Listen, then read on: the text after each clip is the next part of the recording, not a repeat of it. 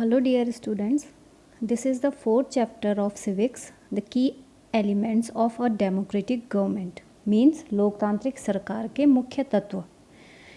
So in this chapter you will read about some of the key elements that influence the working of a democratic government. These includes people's participation, the resolution of conflict and equality and justice. इस पाठ में आप लोकतांत्रिक सरकार के कामों को प्रभावित करने वाले कुछ मुख्य बातों के बारे में पढ़ेंगे. इसमें लोकतांत्रिक सरकार में लोगों की भागीदारी, समस्याओं का समाधान, समानता और न्याय के विचार शामिल हैं. तो let's start. South Africa is a country that has people of several races. There are black people who belong to South Africa, whites who came there to settle, and Indians who came as laborers and traders. दक्षिण Africa एक ऐसा देश है जहाँ कई प्रजातियों के लोग रहते हैं. रेसेस मतलब प्रजातियाँ. इन प्रजातियों में कुछ गोरे लोग हैं, कुछ काले लोग हैं और जिनकी त्वचा का रंग सांवला है जैसे भारतीय. जो गोरे लोग हैं वो वहाँ पर सेटल होने के लिए आए हैं और जो साउथ अफ्रीका के लोग हैं, जो काले लोग हैं, वहाँ के लोगों का रंग काला ही होता है. साउथ अफ्रीका के जो लोग हैं वहाँ के लोगों का रंग काला होता है और वहाँ पहले से ही वो रहते हैं. गोरे लोग जो हैं वो वहाँ पर बाद में आए और इंडियन जो हैं वो वहाँ पर व्यापार करने के लिए या मजदूरी करने के लिए आए साउथ अफ्रीका में. तो यहाँ पे एक स्टोरी है. Maya Naidu, an 11-year-old South African girl living in the town of Johannesburg, were helping her mother clear up her old boxes. माया नायडू एक 11 साल की साउथ अफ्रीकन लड़की है और वो कहाँ रहती है? साउथ अफ्रीका के जोहानिसबर्ग में रहती है. और वो क्या कर रही है? वो अपनी मम्मी की मदद कर रही है पुराने बॉक्स को साफ़ करने में. She found a scrapbook full of pictures and newspaper articles. एक स्क्रैप बुक, उसको एक सफाई करते हुए एक स्क्रैप बुक मिली जो भरी हुई थी कि न्यूज़पेपर आर्टिकल से और पिक्चर्स से. There were many pictures of a young school boy of around 15 years of age. उन पिक्चर्स में एक जवान लड़के की काफ़ी सारी फ़ोटोएँ थी और उसकी उम्र थी, उस लड़के की उम्र थी 15 साल के आसपास. When she asked her mother who the boy was, जब उसने अपनी मम्मी से पूछा कि ये लड़का कौन है, she was told that he was called Hector Pieterson. तो उसकी मम्मी ने कहा कि ये हेक्टर पीटरसन है. He had been shot by the police. उसकी मम्मी ने कहा इसको पुलिस की गोली लग गई थी. इस लड़के को जो हेक्टर पीटरसन है उसको पुलिस की गोली लग गई थी. Maya was shocked. Why? She asked. Maya ये सुनकर काफ़ी शॉक हुई. उसने पूछा क्यों? Her mother explained that South Africa was earlier govern by apartheid laws. Maya की मम्मी ने कहा, उसकी मम्मी ने उसको समझाया कि जो दक्षिण अफ्रीका पहले रंगभेद कानून से शासित था. जो दक्षिण अफ्रीका है, साउथ अफ्रीका है, वहाँ पे रंगभेद कानून था पहले. Apartheid means separation on the basis of race. Apartheid का मतलब है, अपार्थेड बोलते हैं रंगभेद को. रंगभेद का मतलब है त्वचा यानी चमड़ी के रंग के आधार पर भेदभाव करना. South African people were divided into white, black, Indian and coloured races. जो दक्षिण अफ्रीका था उसमें अलग अलग प्रजातियों के लोगों को में बटा हुआ था. वो वहाँ के कानून के मुताबिक श्वेत, अश्वेत, भारतीय और जो दूसरे लोग हैं वो इन कलर्स के अकॉर्डिंग डिवाइड हो रखे थे. According to the law these races were not allowed to mingle with each other, to live near each other or even to use common facilities. उस समय के कानून के अनुसार इन लोगों को आपस में न तो मिलने की इजाज़त थी, कोई भी संबंध रखने की इजाज़त थी, न एक दूसरे से बातचीत कर सकते थे और न ही ये आम सुविधाओं को एक साथ उपयोग कर सकते थे. Maya could not believe her ears. Maya को अपने कानों पर विश्वास नहीं हुआ. Maya's mother sounded angry when she spoke about life under apartheid. माया की मम्मी काफ़ी गुस्से में बोल रही थी ये सब जब ये रंगभेद कानून था. She told Maya that in those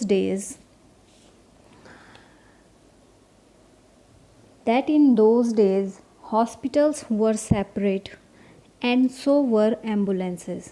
उसकी मम्मी ने कहा कि उस समय केवल हॉस्पिटल ही अलग नहीं थे, एम्बुलेंसेस भी सबके लिए अलग अलग हुआ करती थी. N ambulance meant for white people would always be well equipped while one meant for black people was not. जो एम्बुलेंस गोरे लोगों के लिए थी उसमें काफ़ी अच्छी सुविधाएं होती थी, और जो काले लोगों के लिए थी, जो एम्बुलेंस काले लोगों के लिए लगी हुई थी उसमें कोई सुविधा नहीं थी. There were separate trains and buses. यहाँ तक कि बस और ट्रेन भी अलग अलग हुआ करते थे, गोरे लोगों के लिए अलग और काले लोगों के लिए अलग. Even the bus stops were different for black and white people. यहाँ तक कि जो बस स्टॉप था वो भी काले और गोरे लोगों के लिए अलग अलग था. Non whites were not allowed to vote. जो काले लोग थे, जो गोरे लोग नहीं थे, जो काले लोग थे, उनको वोट देने का भी अधिकार नहीं था. The best land in the country was reserved for the white people. जो देश की जो अच्छी जगह थी, साफ़ सुथरी अच्छी बेस्ट, जो सबसे बेस्ट जगह थी वो गोरे लोगों के लिए पहले ही रिज़र्व कर दी जाती थी. And non whites had to live on the worst available land. और जो काले लोग थे उनको कंट्री की सबसे ख़राब ज़मीन रहने के लिए दी जाती थी. दस blacks and colored people were not considered to be equal to whites. यही कारण था कि काले और गोरे लोगों को एक जैसा नहीं समझा जाता था. One black township was the southwestern township Soweto. दक्षिण पश्चिम हिस्से में एक शहर था सोवेटो, जहाँ केवल काले लोग ही रहते थे. Hector Pieterson lived here and he and his classmate joined the protest against learning the African language in school. जो हेक्टर पीटरसन था वो भी यहीं रहता था, इसी वेस्टर्न टाउनशिप में रहता था सोवेटो में. और वो और उसके क्लासमेट, उन्होंने अफ्रीकन लैंग्वेज, जो स्कूल में अफ्रीकन लैंग्वेज सिखाई जाती थी, उसके अगेंस्ट प्रोटेस्ट किया, विरोध किया उसका. This was the language that the white spoke. ये वो लैंग्वेज थी जो गोरे लोग बोलते थे. Hector and school students were being forced to learn this language but they wanted to learn their own language Zulu. Hector Pieterson और उसके जो दूसरे साथी थे उनको फोर्स किया जाता था ये अफ्रीकन लैंग्वेज सीखने के लिए, लेकिन वो चाहते थे अपनी खुद की भाषा सीखना, और उनकी खुद की भाषा थी Zulu. The South African police beat up the protesters mercilessly and shot at the crowd. जो साउथ अफ्रीकन पुलिस थी उन्होंने ये जो विरोधी थे, ये जो भी लोग इस चीज़ का विरोध कर रहे थे, उनको काफ़ी बुरी तरह से पीटा और भीड़ में गोली भी चलाई. One of their bullets killed Hector. और उनमें से एक गोली जाकर हेक्टर को लगी. दिस वॉज ऑन 16 जून 1976. ये 16 जून 1976 की बात है, जिस दिन हेक्टर पीटरसन को गोली लगी थी और वो मर गया था. The African national Congress, a group of people who led the struggle against apartheid, and their most well-known leader Nelson Mandela fought the apartheid system for several years. अफ्रीकी राष्ट्र कांग्रेस और उनके जाने माने नेता नेल्सन मंडेला ने रंगभेद के खिलाफ बहुत लंबे समय तक संघर्ष किया. Finally, they succeeded, and in 1994 South Africa became a democratic country in which people of all races were considered equal. Finally 1994 में उन्हें सफलता मिली और दक्षिण अफ्रीका एक लोकतांत्रिक देश बना। तब से सभी प्रजातियों के लोगों को बराबर माना जाने लगा। Let us now try to understand what a democratic government means to all of us. आइए अब समझने की कोशिश करते हैं कि सरकार के लोकतांत्रिक होने का हमारे लिए क्या मतलब है। पार्टिसिपेशन मतलब भागीदारी। Why do we have regular elections? हमारे यहाँ रेगुलर रूप से चुनाव क्यों होते हैं? हर 5 साल में चुनाव होते हैं, क्यों होते हैं वो? You have already read in the previous chapter that people make the decisions in a democracy. आपने पिछले पाठ में पढ़ा कि लोकतंत्र में लोग निर्णय लेते हैं, जो भी निर्णय लेते हैं लोकतंत्र में वो लोग ही लेते हैं।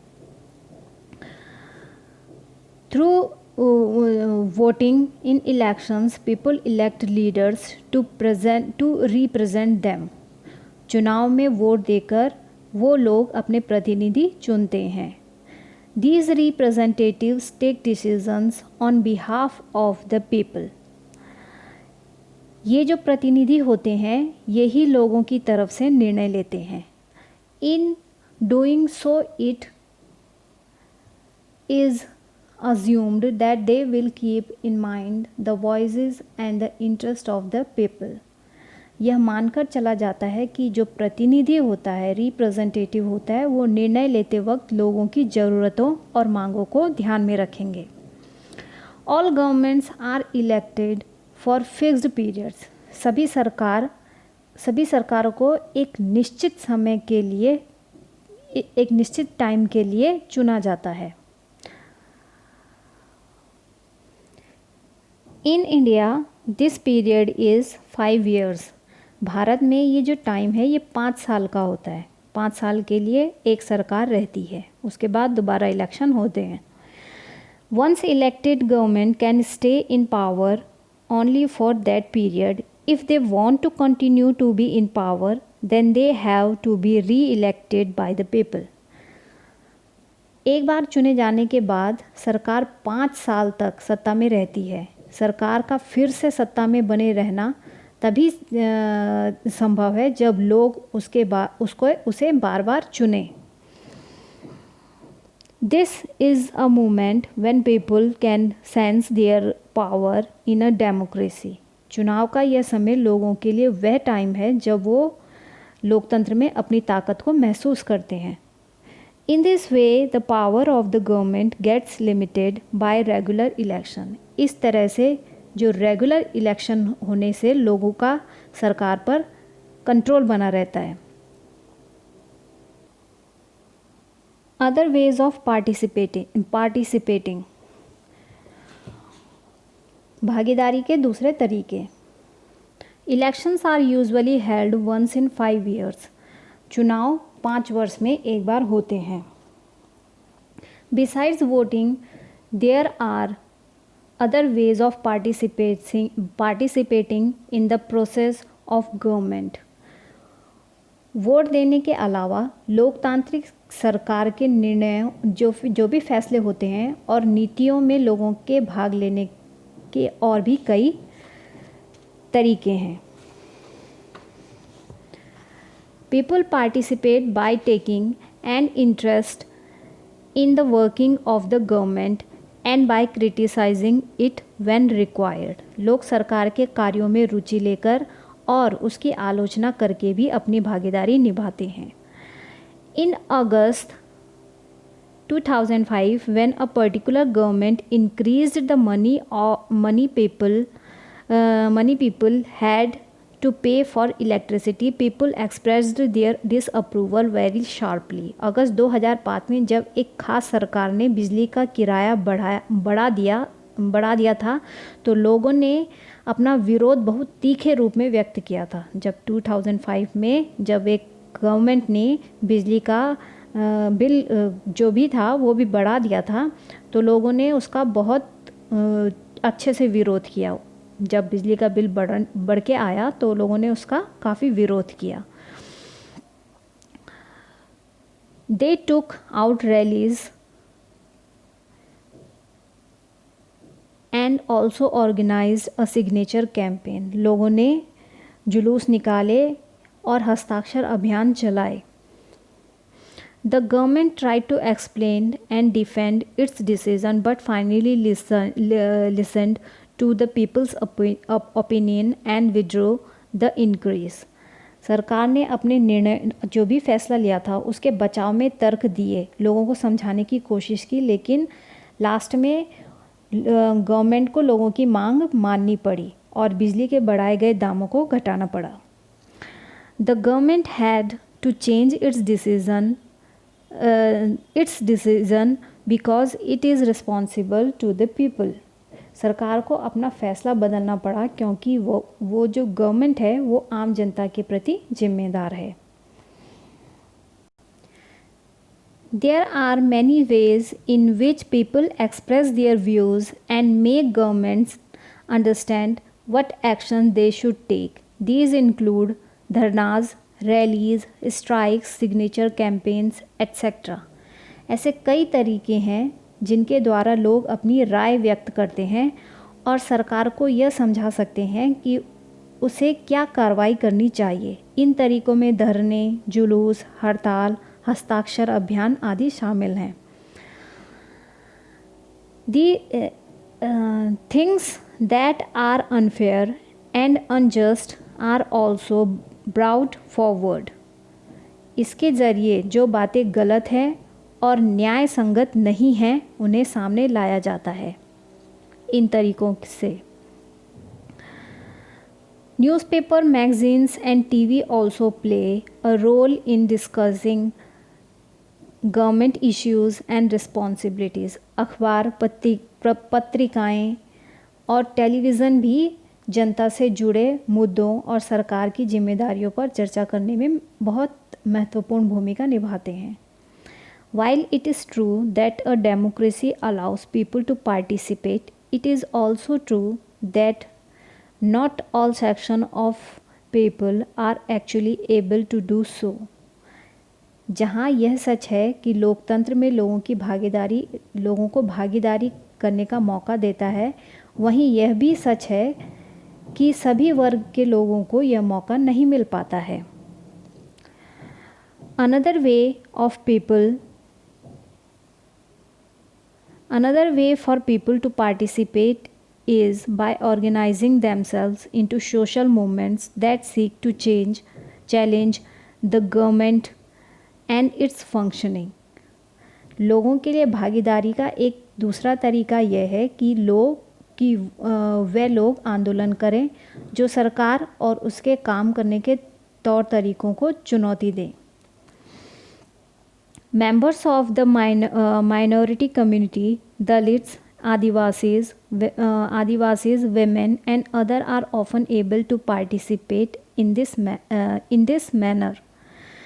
जो दलित हैं, दलित, आदिवासी और जो अल्पसंख्यक लोग हैं और जो महिलाएं हैं, वो सब लोग और दूसरे लोगों की भागीदारी अक्सर इस आंदोलनों के जरिए ही हो पाती है. If a country's people are alert and interested in how the country is run, the democratic character of the government of that country will be stronger. अगर देश के लोग सजग हैं, सजग मतलब जागरूक हैं, अगर देश के लोग जागरूक हैं और इस बारे में रुचि लेते हैं, इंटरेस्ट लेते हैं कि देश कैसे चलाया जाता है, तो उस देश की सरकार का लोकतांत्रिक स्वरूप और भी स्ट्रांग होता है, मजबूत होता है. So the next time we see a rally winding through the streets और of our cities and towns or villages, we should pause to find out what the rally is about, who is participating in it, and what they are protesting about. This will help you to give us a sense of how our government works. इसीलिए अगली बार अगर हमें शहर, कस्बे या गांव की गलियों में कोई जुलूस गुजरते हुए दिखे तो हम एक पल के लिए रुक कर पता करेंगे कि जुलूस किस लिए निकाला गया है, इसमें पार्टिसिपेट लेने वाले लोग कौन हैं, इस जुलूस में पार्टिसिपेट करने वाले लोग कौन हैं, ये क्यों निकाला जा रहा है और वे किस मुद्दों पर प्रदर्शन कर रहे हैं। इससे हमें यह समझने में मदद मिलेगी कि हेल्प मिलेगी कि हमारी सरकार कैसे काम करती है।